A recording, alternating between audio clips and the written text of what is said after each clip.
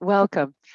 My name is Rosemary Hannum. I'm the director of the Sandra Rotman Center for Health Sector Strategy here at the school. A warm welcome to our event this morning, a conversation between Professor Will Mitchell, our senior fellow and a professor of strategic management here at Rotman, and Patricia Gauthier, country general manager for Moderna. They will discuss her experiences leading the Moderna vaccine rollout in Canada. I'm very pleased to introduce Patricia. She joined Moderna at the end of 2020 as country general manager to set up and lead Moderna's Canadian organization.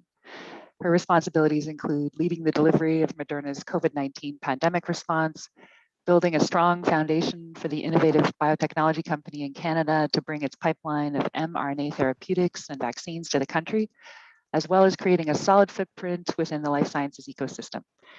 Before joining Moderna, Patricia spent 12 years at GSK, holding progressively senior roles, including head of vaccines business and head of government affairs and market access.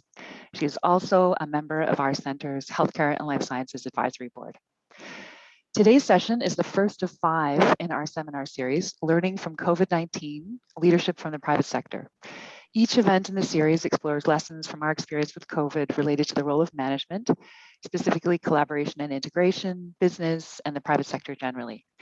The seminar series is one of many events put on by our research center, the Sandra Rotman Center for Health Sector Strategy. We are supported by the school and the Rotman family, and we focus on 3 main areas. First, research and thought leadership, focus on health sector challenges. Second, outreach events like this one to encourage dialogue and learning on topics related to management and healthcare delivery. And third, educational programming for emerging and senior leaders in healthcare management.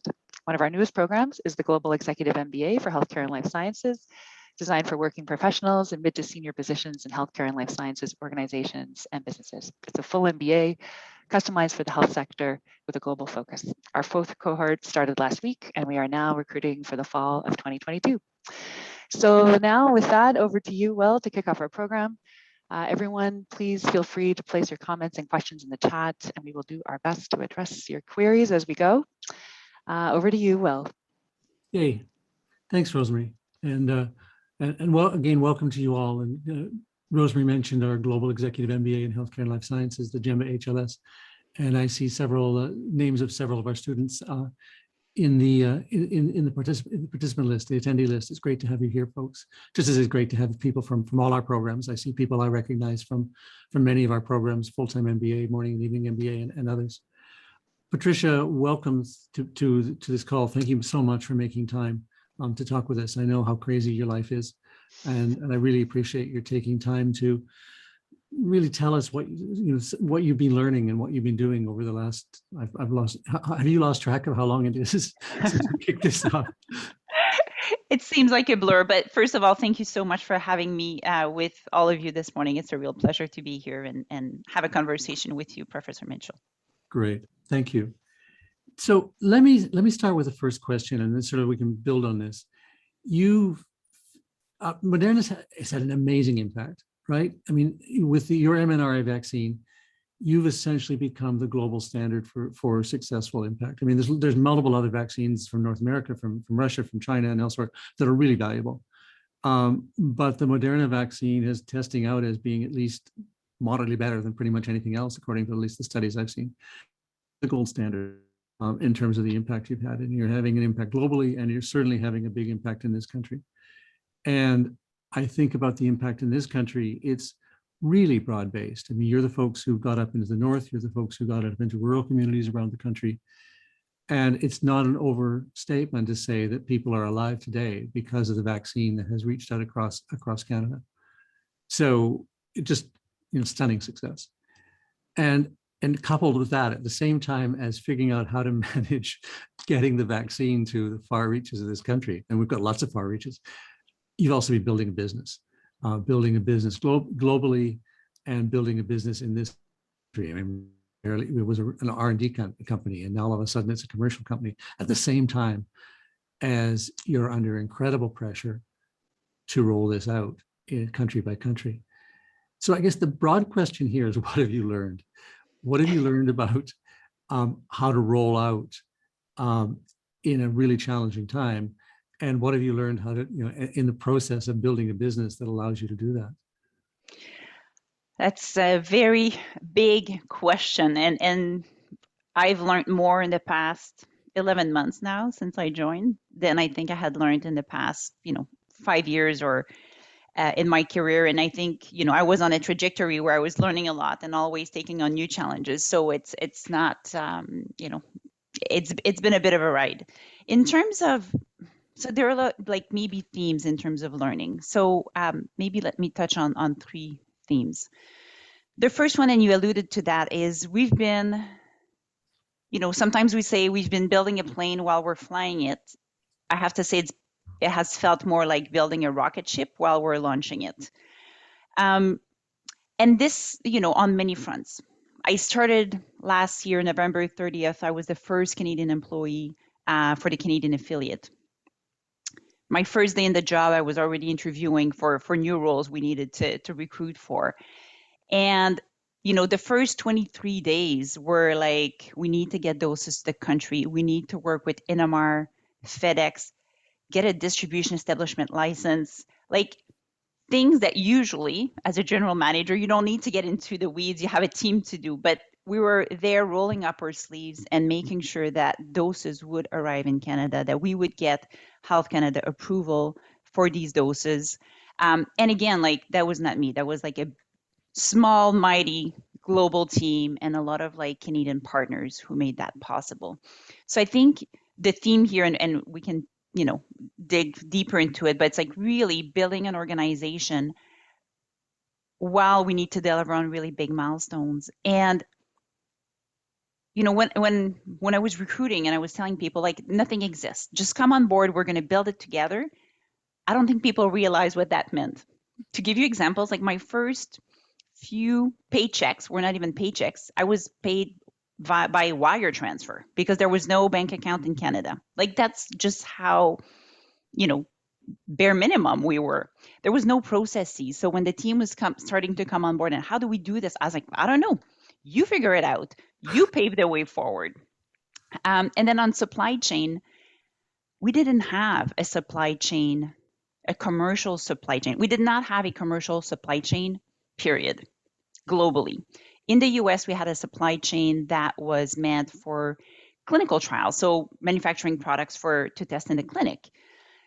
And then all of a sudden, we had discovered a vaccine. The vaccine was proven to be successful, and we had to really take big risks, invest at risk, and ramp up on supply chain. So all of that had to happen while we were building the organization and really focusing on delivering vaccines to Canada, but also to many countries around the world. So I think there's a big theme here of building.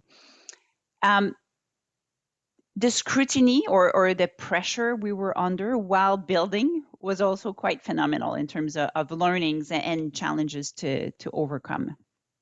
And rightly so. I mean, I think we were privileged to be able to work on such a critical mission for Canada and for the globe. And it came with high expectations that we had to step up and deliver on. So I think that pressure, that I like to call it healthy tension, although some nights it didn't feel that healthy when, it's really keeping you up because you've got ministers calling and the, media doing their job. But it's like, oh, maybe that story is not exactly, factual on every front. So, there was a lot of pressure there and a lot of scrutiny. And then, the whole pandemic, like I think everybody will say we had to develop solutions when there was no playbook. I think everybody in every industry will have experienced that.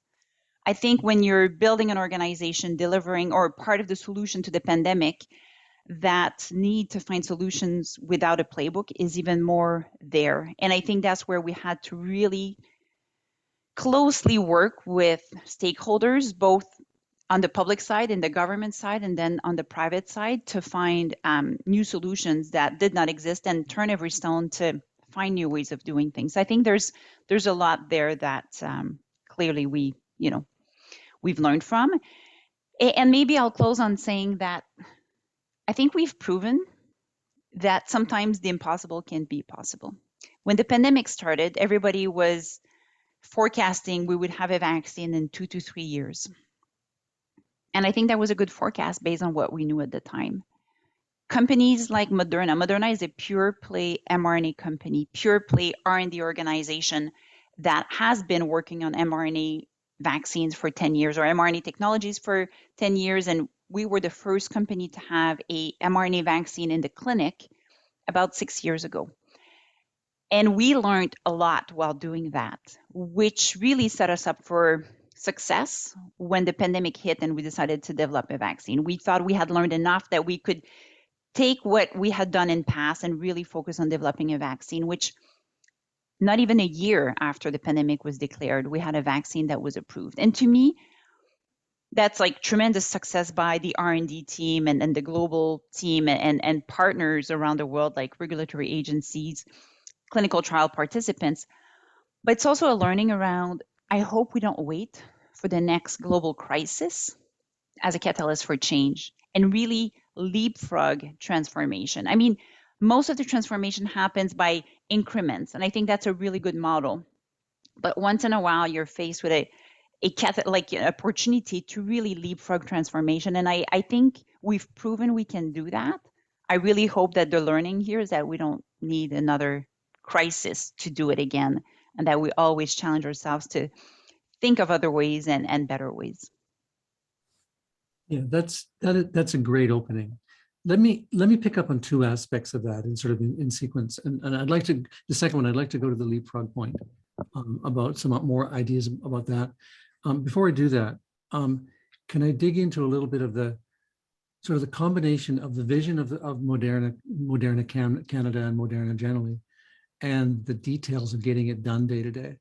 Because it seems to me that and push back if I have this wrong, but as country general manager, you've got this dual role of making sure that there's a clear vision for what Moderna Canada needs to accomplish so that people are working on that playbook. And at the same time, making sure that whether in the district or making sure that somebody on your team does it. How have you found how have you managed that balance, that tension between the vision on the one hand and the details on the other? Yeah. So it's a great question. And we just launched the Moderna mindsets that are really now, now that we're growing so much, we need to kind of start crystallizing our culture a little bit. And the culture, the global culture is really dear to Stefan Bancel, Stephen Hogue, who were there from the beginning. So they've kind of started putting words around, what are the behaviors we accept of people. And one of these mindsets is that need to be able to play at the strategic level and then get right into the details and then come back up. And that's just an expectation. I think as a leader, I do have a natural propension to like being in the trenches, maybe sometimes too much to the liking of my teams, but I like to be in the action at the forefront. So, it's been crisis management.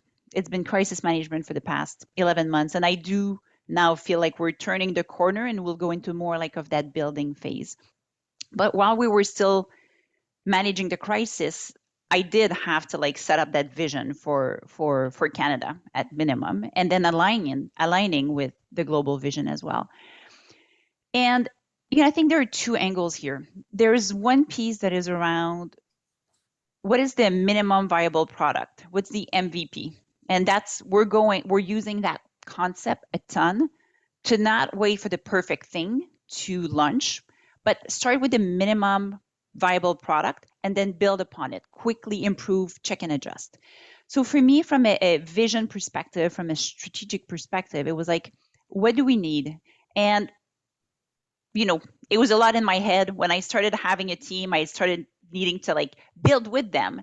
And we had a couple sessions, but frankly, we didn't have time for we couldn't get offsite together anyways. And we didn't have time to spend a day just what's our mission and vision? And, these are all great exercises, but we had an hour and a half. So it's you know what?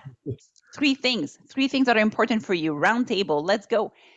And is it perfect? Not at all. Is it enough to keep us focused on what matters? Yes. Will we improve upon it in 2022? Definitely. So I think it's been that need to be clear on what really matters. And frankly, this year it was we need to deliver on COVID-19 vaccine. And what does that mean? It means this for medical affairs, it means this for regulatory, and it means this for commercial, it means this for pharmacovigilance. So being really clear on that and then getting into the details. And we have an organization where the executive team is like really involved. That's just part of the fabric of the organization. So from the top, there's that leadership approach. It means that you need to work these muscles of being able to be in the details, knowing quickly what matters, what doesn't matter, and swift through the noise, but also being able to come back and like see the forest from the trees or the trees from the forest, to be able to really zone in on what really matters. So I think it's just that gymnastic, and I don't think it, frankly, I love it. I find it energizing. But if you spent your executive career in boardrooms and just commenting on slides that others built, it's a big challenge to develop these muscles quickly. That's really cool. I love the vision statement, deliver on the COVID vaccine. I mean, that's a tiny number of words, and nobody can have any ambiguity about it, what it means. Yeah. And if they're doing something that's not driving towards that vision, they shouldn't be doing it.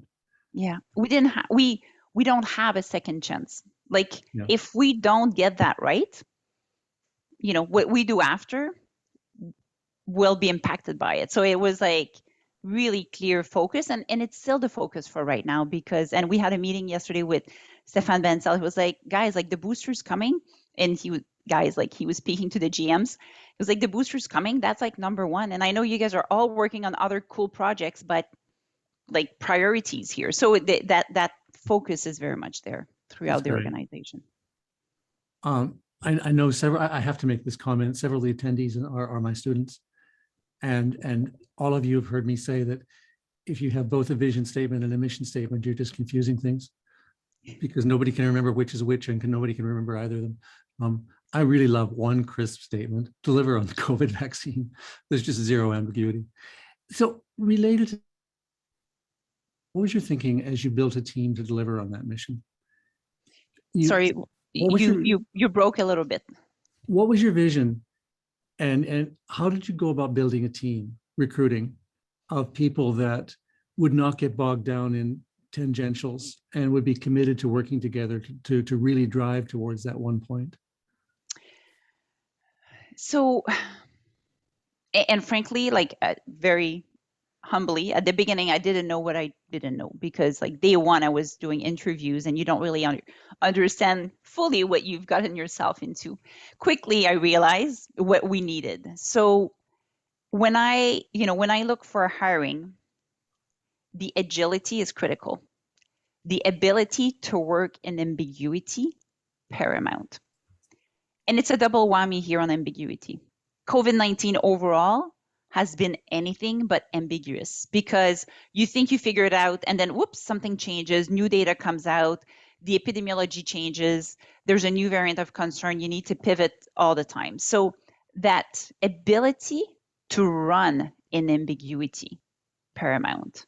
And that's a tough one, because it means that, you're kind of like running a marathon under like 2 hours, and like need to be able to, turn on Spadina instead of Bathurst, and like quickly just like rethink your route, and keeping that momentum and that resilience to the end. So I think that is critical. People who can wear many different hats. And I tell people, by the time you come in the job you applied for, the job description is irrelevant. So if you're going to anchor yourself in this, you're going to be disappointed. If you just want to embrace learning, picking up things that need to be done, go for it. We are so small that no job is too good or too difficult for you. You need to I do things I had not done in 10 years. I crunch my own Excel spreadsheets in the beginnings, and even to this day when I need to, and I had not done that. I had big teams who were doing that, but it's like, you know what? It's cool. It brings you back to the foundation. And then you really get to know your business in and out. So I think that ability, and leave your ego at the door. It's all about delivering on, what we set out to do. So I think that is critical. And then checking and adjusting. I think high energy, critical, like fire in the belly, needed, because, and now I tell people who want to work here, I'm like, if you want cupcakes and balloons, not the right place. If you want an opportunity to have big impact, do things differently, that's a place to sign up for. So I think it really depends on what motivates people. But I think from an organization perspective, that agility, ability to work in ambiguity, influence and work with key stakeholders externally is also very important, because we're really small. Everybody counts times 10. It's critical. Like it's quite impressive when you're in such a small organization. Like the accountability is right there, clear, and what you do is so broad, but also so impactful. What amazing leverage. I mean, what a cool opportunity for someone who, as you say, has fire in their belly. Yeah. Can we I want to take it outside Moderna for the moment, if we can. I mean, you've built the team inside. You've also, where you have lots of relationships with, complicated relationships with the folks that are working with you. You mentioned in your opening comments the relationships with regulators, with Health Canada, with province, journalists. How have you gone about building those relationships? Because those have got to have been tense at times. People have real needs there, and they're honest needs, and they're expecting you to deliver. And sometimes what they're expecting is completely possible, and other times it's unintentionally hopeless. So how have you learned to deal with that, those demands and those relationships?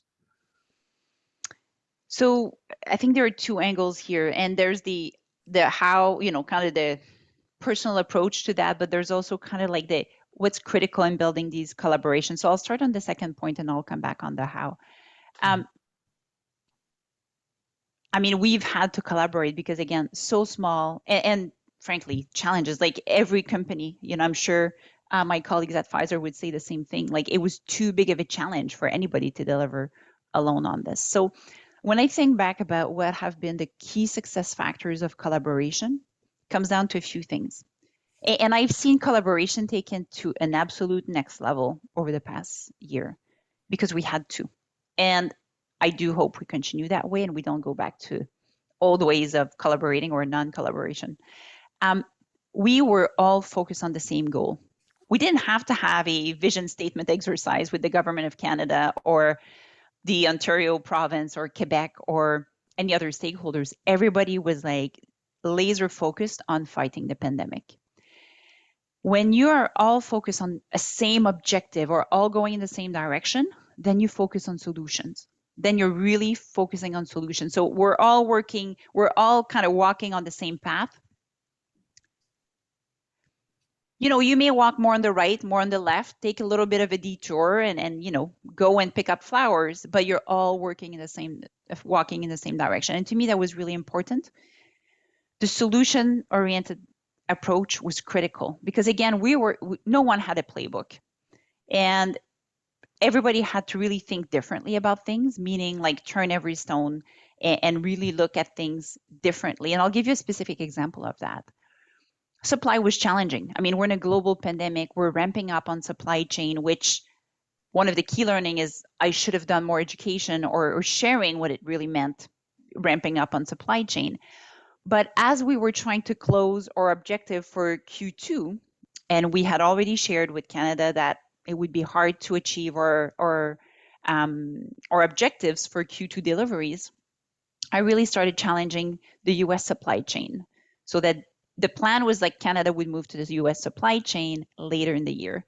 And I started challenging them and said, like, you know what, let's try to leverage this. And I'm like, well, no, we can't. It's a different label. It's a different packaging. There are actually 14 doses in each vials, not 10 as you're used to. I was like, you know what? It doesn't matter. Let's have a conversation with Health Canada and see if that would be palatable. In 3 weeks, we had engaged with everybody in the Canadian government, but the US supply chain was also all mobilized to bring US doses to Canada. In 3 weeks, we received approval for this, which is no small feat. Like people were working around the clock. But it was something that, past life, we would have said like, well, not possible. Like, why do we even bother having a conversation? But it was like that solution-oriented approach that really led us to how do we do it? Not yes or no. Yeah, makes sense. How do we do it? So I think that solution-oriented approach is critical. Then embracing healthy tension. I mean, some of these conversations were more pleasant than others. Some were very difficult. I had a weekly standing meeting that some weeks was not pleasant at all because the pressure was there to deliver. But embracing this is also important because we're all coming to the table with a different role, with our different agenda. But again, we're all working towards the same thing. So embracing that we may have different views on things, we may have different views on how to get there, but ultimately we all want the same thing. I think to me, like accepting that has helped me come to these meetings or these conversations with, again, an open mind to find better solutions and turning every stone. So don't be paralyzed by that healthy tension, but use it as a creator of better solution or better, like creator of value. And then the last piece is around transparency. We had to build trust very rapidly. Transparency for me is, as a person, like as a leader, is a key value. And it's also a key value at Moderna, which meant that sometimes it led to conversations being like, just calling you to say that there's going to be a challenge. I don't have a solution right now. I can't even give you details, but I just want to tell you, maybe you want to tone down some of the messages that you're sharing with the public because there will be a bump on the road. I will call you back later today or tomorrow with more information. But that absolute transparency, I think, has allowed us to build trust quickly. And it's a bit of like, it takes a lot of vulnerability because usually you like to come out with like everything polished and perfected before you go to key senior stakeholders. But in these situations, I think transparency was trumping everything. And we really had to, again, be on the same team and share the facts we had and then make the best we could with that. And I think, so that's, I think what's important in collaboration. I think on the how, I think it's important to understand what do you control, do your best on what you can control, and then accept that there are other parts that you don't control. You may be patient to let them fall in place and then pick things up from there when you can actually control the next steps or not. So I think that, personal coaching on what belongs to me, what doesn't belong to me, is important. I mean, we had what could be seen as supply challenges, and that's one perspective. When I look at the fact that a year and a half ago, we did not have a commercial supply chain. We had to raise billions of dollars to build a commercial supply chain, and that now we've vaccinated like hundreds of millions of people across the world. Well, it doesn't feel like supply chain challenges. It feels like we did the best we could with everything we could as fast as we could. And we had also decided that because it was a global pandemic, we would not be holding doses in inventory. We were shipping doses, like it was approved and put on a truck and approved, I'd say like quality released. So it was like so real time. That was our goal, again, fight the pandemic. But what that meant was people felt every little bump across the road. Manufacturing vaccine is extremely hard in the best of times. In my previous life, having vaccines on the drug shortage list was just a way of doing business. And sometimes the list was quite long because making vaccines is challenging in the best of times. Now we were making vaccines in a pandemic when everybody needed vaccines ASAP. So the fact that we didn't have inventory meant that, oh, we're late by one day, or oops, we need to like send a few more doses, but everybody saw it. But it's like, you know what? I always believe we were doing the best we could. And back to my point around you control what you can, I'm not making vaccines out of my garage. So, we can put as much pressure, that doesn't belong to me. I need to work with the supply chain chains to bring as much to Canada. So I think that part on being clear on accountabilities, being transparent and looking for solutions is really important. Yeah, when I talk with people about crisis management, I say I have three principles, three first order principles. One is be fast. Second is be transparent. And the third is be visible. And I think you've described exactly that. And just tell people what you know, tell them the limits of what you know, and work together. Let me pick up on, you've talked about the partnerships and the relationships with Health Canada, with the provinces. You've also started to talk about the relationship with Moderna Global, that, and there's a risk sometimes that countries will be kind of on the periphery and not have much to do with the global headquarters, and sort of run on their own bottom. And if they can't get the resources from the global, they don't get them. And yet here you are in a situation where you can really only deliver on that mission to provide mRNA vaccines for Canada.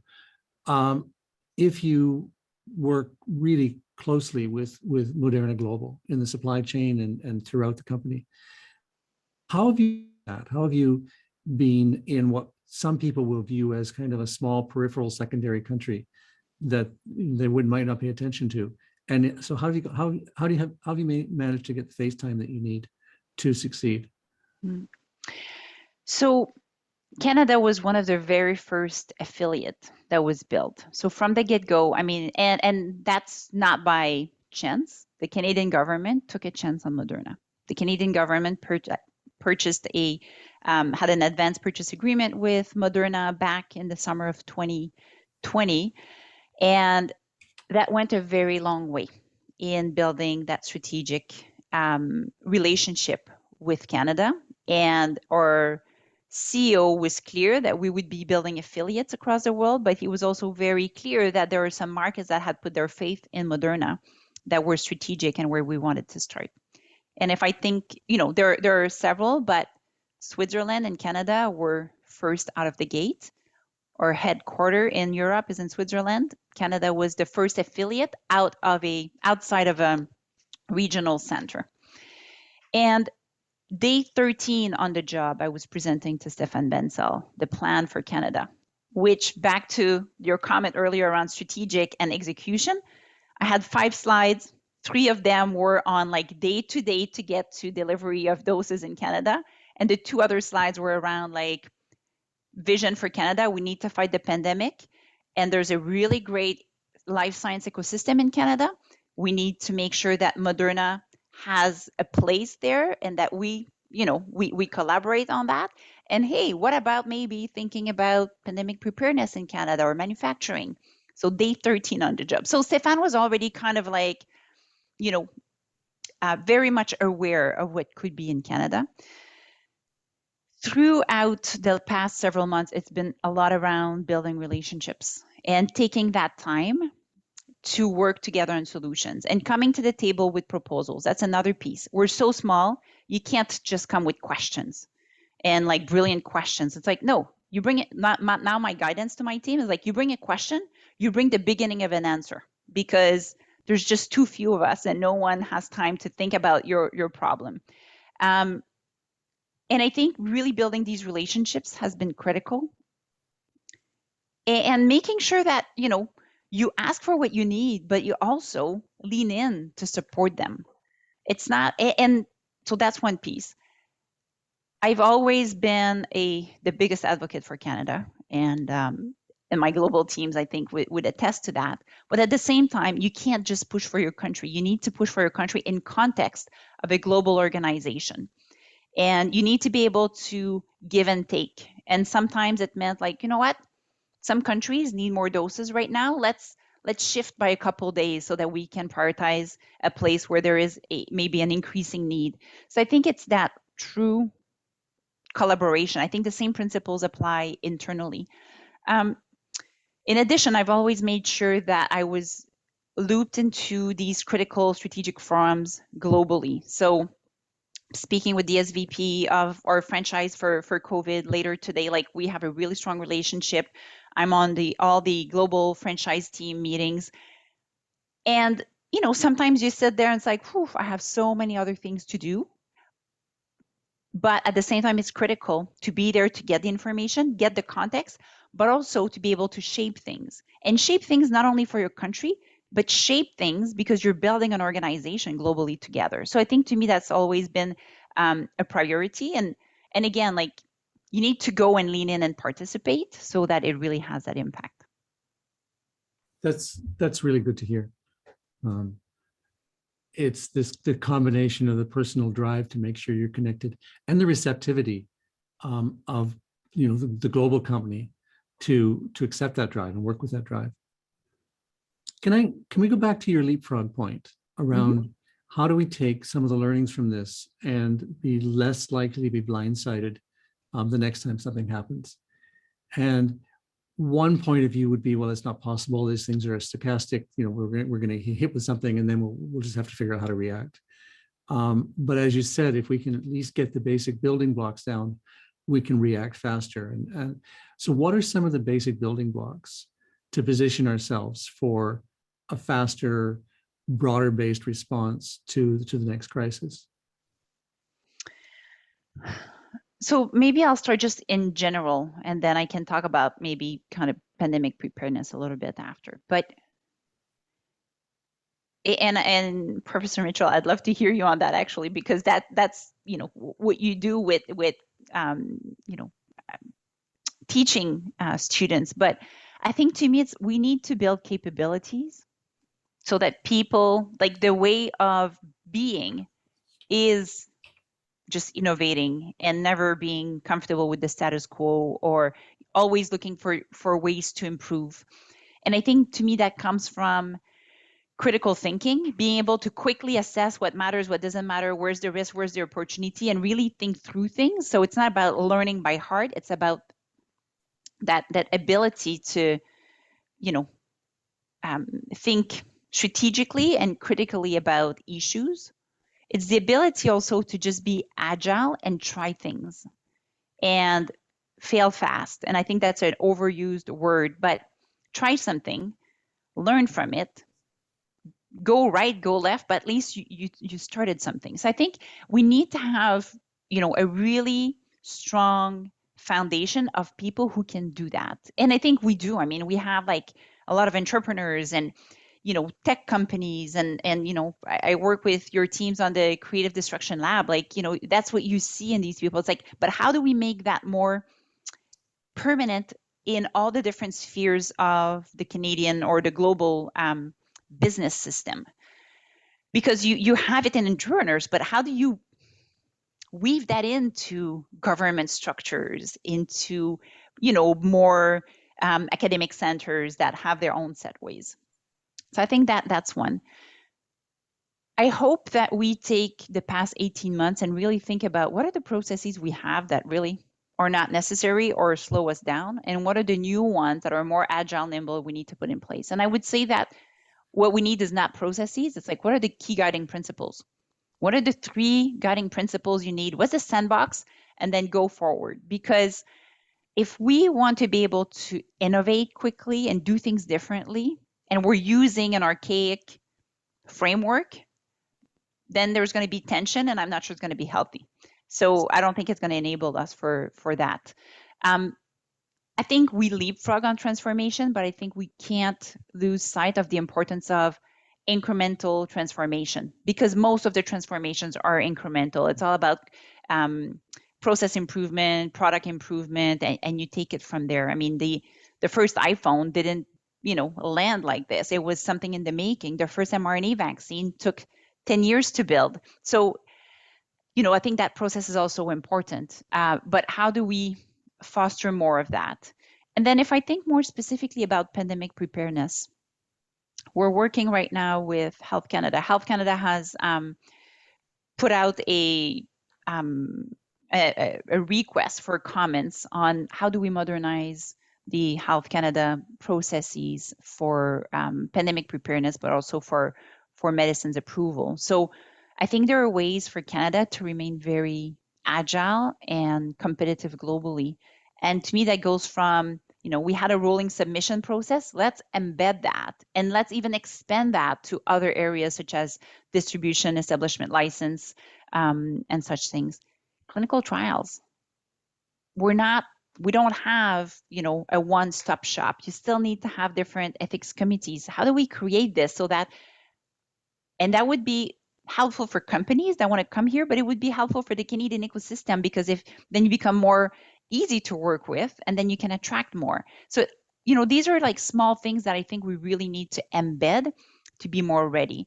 And then thinking about what are these new ways of being pandemic ready. I mean, we're working right now with the government on a definitive agreement for a manufacturing site that will be a different model. So these are the type of things we need to put in place so that, when there is another crisis, that we're ready for it. And I think we need to really embrace private-public partnerships to another level, because I think, again, out of that healthy tension will come out the best solutions. And I think it's not just for the government to figure out. I think private companies also have a role to play in this. Yeah. I mean, we can have a longer conversation about this sometime when you have time, but it seems to me like what you're touching on are three really important principles. One is the vision for what we want to accomplish, that we want to be prepared for unexpected shocks that we know are going to hit, and have a commitment to that vision. And second is partnerships, and they have to be multi-sector partnerships. The capabilities that we need are spread far too broadly across the public sector, the private sector, the nonprofit and NGO sector, the WHO and others. And it can't be done by one organization or one class of organizations. And that's partly a function of capabilities. It's also a function of trust. I mean, I may be overstating this right now, but but we often don't trust each other. Mm. And we need to find ways to build different organizations or in a transparent way. And then I think the third principle is do small ongoing projects together. And that's one way to exercise the capabilities. And it's another way to build trust, that when you get a small crisis, you pull it together to solve that crisis so that when we get a big crisis, we're ready to hit it. Yeah, completely. So I'm going to come back to your point. I'm going to come back to this discussion in a moment if we can. And there's a couple of questions in fact, I'm going to hit one of the questions in the chat box if I may. Ahmed asks, when you have time to think about mRNA beyond COVID vaccines, mRNA is an amazing platform. There's lots and lots of opportunities that Moderna and others can pick up on. And there's both the opportunity for a huge public health, public welfare impact, and frankly, there's an opportunity for a win, a business win for Moderna to be able to expand on the platform. What's your sense of when Moderna is likely to have the time and resources to expand the platform versus just staying focused on this current goal of deliver vaccines for COVID as broadly as possible? So the good news is that we're already working on it. I mean, and again, it impresses me every day. There's like 2,500 of us globally. We went from like 1,000 about a year ago, and like now 2,500. And 2,500, why? Because the COVID-19 vaccine has de-risked the platform for infectious disease. Now we know it works in vaccines. We know we can make vaccines, mRNA vaccines that work. So that's our first priority right now, is infectious diseases. What that means is, COVID-19, we're very committed. We continue monitoring variants of concerns. Is our vaccine very responsive to it? If not, do we need to develop another one? We're working on multivalent vaccine as well for COVID-19. Should it be required? So there's a team working on that. And then there are teams working on influenza vaccine. We do believe that there is an unmet medical need with influenza because the current efficacy of influenza vaccine is not where we would hope for it to be. So how can we leverage the mRNA platform to bridge that? We are working on respiratory syncytial vaccine as well. So RSV, influenza, the goal is, can we have a COVID-19, RSV, influenza vaccine all in one, so that once a year you get your booster shot and you're good to go. So we're working on that. Can we add pneumonia and shingles to that as well? So what I've been told on shingles is if you go with the adjuvanted vaccine, that might be a bit of a cocktail right there, but I'm not a scientist, so I'll leave it to them. But I think the goal here is we're already looking to expand what exists to serve the needs of people better.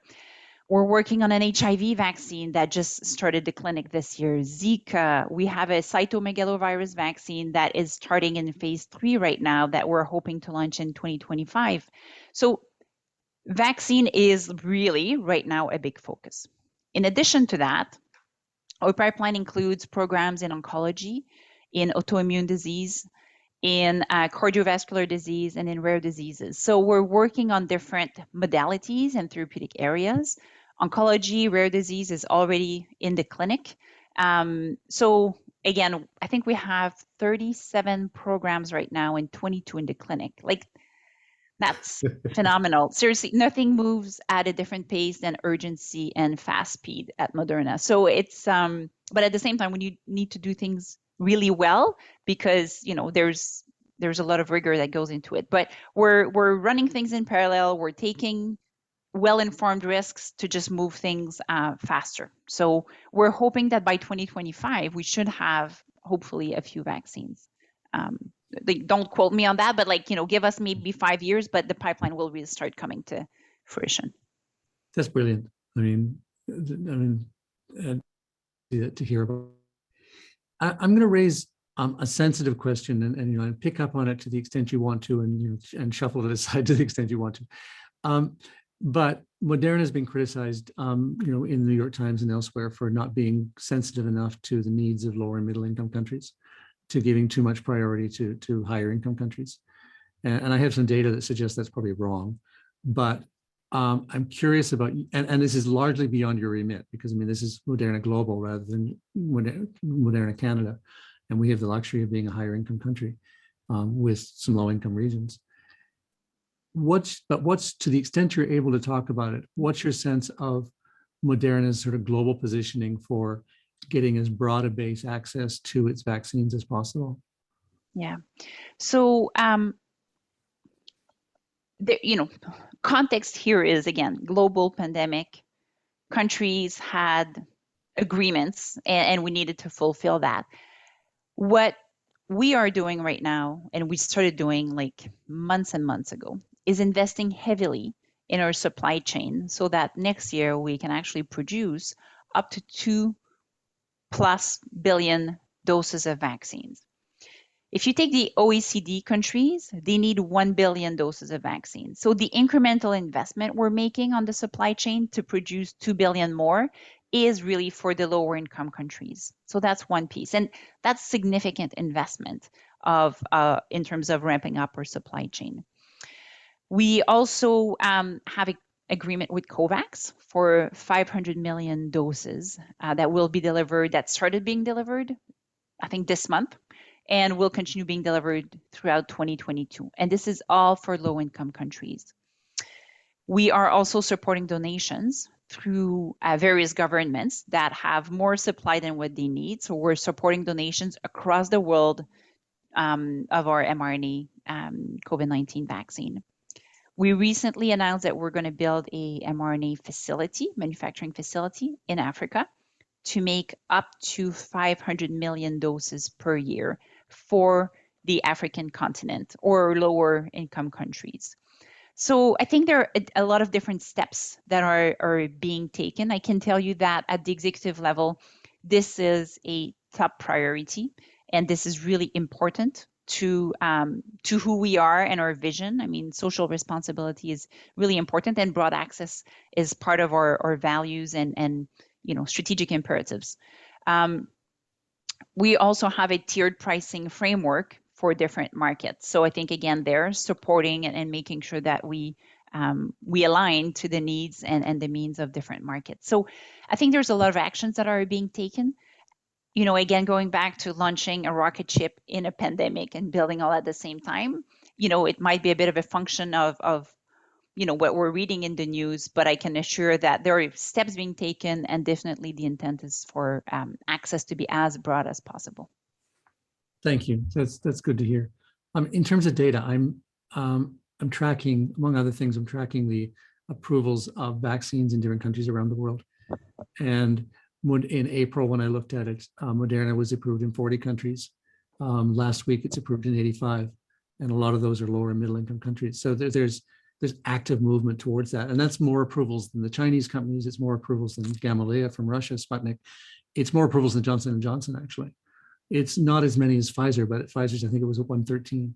And so here's Pfizer with the multiples of resources of Moderna, and only barely 1.5 times the number of approvals. AstraZeneca has a lot more because of its partnership with Serum Institute and this active strategy of AstraZeneca to be the vaccine for the world. But for, at least in my view, for a company the age and size of Moderna, the speed at which you folks have been able to move is more than pretty impressive. It's remarkable. So let me, I think we have time for, if it's okay, for one more question or one more set of questions. And this is looking forward. And it's, in some sense, it's coming back to the leapfrog question, coming back to the partnership question, but asking what's Moderna's role as a leader in the partnerships, as what I would call a value chain partner or a value chain integrator, not necessarily, working in partnerships, but also looking for spots where it can take the lead in some aspect of the partnerships. And so, given combination of Moderna's vision and skills, capabilities, where do you see opportunities for Moderna to take the lead as a partner? I think there are different opportunities that we have. So when I look at the ecosystem in Canada, the science is really strong. The ecosystem is really provinces have life science strategies. There's a really big desire to work together with organizations. Moderna has really strong science, like mRNA capabilities and expertise. We also have a really big vaccine development engine that we've perfected over the years and proven, in the past year that it works. So I think we can bring that capability to markets and work with researchers, academic institutions to taking it to the next level, potentially. When I think about Canada, to me, there are a few areas where, I think there's interest or opportunities for us to play a bigger role. So we've announced the biomanufacturing project with the Canadian government. So I think that in itself is part of that value chain. What, also is part of that is, how do we do clinical trials in Canada? And I'm looking at this because I really want us to try and do things as effectively and efficiently and simply as possible so that we can do more of it. So I think, to your question about where we play in that value chain, I think we need to also make sure that the value chain is as seamless as possible so that we can do a lot more. And I think we have opportunities here to improve on this together with all the different stakeholders. So when I think about clinical trials, how about we have a national strategy for clinical trials in Canada, and then we have a one-stop shop, you come here, and then it goes across the country instead of having to go to different agencies and navigating. When I think about collaboration with researchers, we want to partner with academic institutions. And I think that's an opportunity where let's not compete against institutions, but let's get together, get the best minds Canada has, and let's partner with Moderna. And what does that look like? I think it depends on project per project. I mean, we have a lot of questions at Moderna that we don't have enough people to think about. So, how about we share those to the best and brightest Canadians and, have an agreement whereby you partner if they find something interesting. We can share some of our materials to support research in the mRNA field. So we've done that. We can continue doing that. We're looking at ways to actually do that in a very simple way that is very accessible to all. So I think there are different opportunities there for us to play a bigger role. And I really want to think about not just life science, but think about science or technology overall, and really looking at what organizations have done it really well in other sectors and what can we learn from them. And I'm thinking about technologies, what is Apple doing really well that we could try to replicate, not just in Canada, but globally? So I think I don't have all the answers at all. That's part of maybe the 2022 strat planning exercise, but definitely there's appetite to think about that further.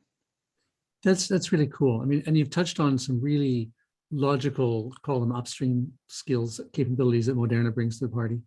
I mean, you are one of the, if not the global leader in the mRNA platform, and that's just an incredibly valuable resource to take the lead on. Are there things where you can see a role for yourself downstream as well as taking the lead in as you've built the business to sort of manage logistics, manage distribution? Are there areas where you see Moderna either having now or developing skills that are the market lead, that where you could potentially play a leading role in coordinating the activities? Yeah, that's a really good question. I mean, we are right now even like working on what's our distribution and logistics plan for the next few years, and we want to think about it maybe differently. And maybe that will happen. Maybe we'll follow a more traditional model, but that's something we're thinking about. The other piece, and I don't know if it really fits in the value chain question, but we're thinking about a different go-to-market model. And I know, and our advantage is that we don't have a legacy system. I don't have 65 reps that, I need to, build new capabilities. So we're trying to go, if possible, mostly digital. And, without sharing too much because there's a lot of projects, but to me, my goal here is like, how do we create a place, a hub where people want to come to? And then it's not just like pharma, consumer or HCP interaction, but it's like it becomes a bit of that community. So these are the type of things. The other, idea is like, seriously, we're so small. We need help. Like, why don't we have hackathons about like, okay, like here are a few questions and let's think about that together. So I think there are a lot of different things we can actually look at just testing. And if it works, fantastic. If it doesn't, well, we learned something and then let's perfect into the future. So I don't have the specificity to your question, but I think, again, the openness to think about it differently is there. And the fact that we don't have legacy systems and we're building from scratch, I think gives us that opportunity to really try and adjust and do things differently, hopefully. I love it because you're essentially saying you have the capability to be novel. You have the capability to create new capabilities, which an established organization with all its resources sometimes doesn't have. Yeah. We're approaching the top of the hour, or for my friends in Newfoundland and my friends in India, the bottom of the hour. Is there anything you want us to anything you'd like to wrap us up with? Any comments, any ideas you'd like us to take away to close out? I think I'd go back to, a topic that you raised earlier about that transformation. And I think the whole COVID-19 pandemic has been the biggest change management exercise anyone in any industry has maybe gone through in their lives and careers. And I really like when I hear people saying like, we're going to go back to normal. Can we just go back to a new normal? Can we just learn, improve, and not go back to old ways of doing things? I had to, I was talking with the government earlier this week and I had to share my own bias. I was like, I'm sorry, I know I'm shaking you up right now, but we need to shape the environment to be better and not go back to old ways. And I hope we keep that openness to really not go back to the old normal, but invent a new normal that is improved and that we continue to iterate upon. I think to me that would be my hope. And I think we can achieve that if every, business leaders, and I see business leaders, I feel like everybody in organizations can be a leader. So if we take that leap forward and bring that mindset to the table. That's actually really powerful to hear. And I will say one of the things I'm heartened by during the pandemic is how much I've seen I'll call it a pick up tools mentality across businesses and across public agencies, where folks just said, okay, there's just a real need here and we're going to drive ourselves to get it. And that's not sustainable forever. There's only so long, there's only so much time you can spend working 12-hour days. Yeah. But the willingness to shake up the way we do things to solve this problem has been really heartening, actually, in the midst of things that are quite awful. And I really appreciate the time you've spent with us today. This is really powerful messages. Well, thank you. Thank you so much for having me. It was a real pleasure to be with all of you this morning on screen, or maybe tonight if you're in India. And thank you again. And Professor Mitchell, it's been a pleasure, even bouncing off ideas throughout this whole crazy time. So I hope we can continue that as well. Yeah, I look forward to talking. Sounds great. Thank you very much. Thank you, everyone. Have a great day. Cheers. Thanks, everyone. Have a great day. Bye now. Thanks, Rosemary, as always. Thank you, Rosemary. Thank you, Professor Mitchell. That was really good. You're most welcome. Yeah.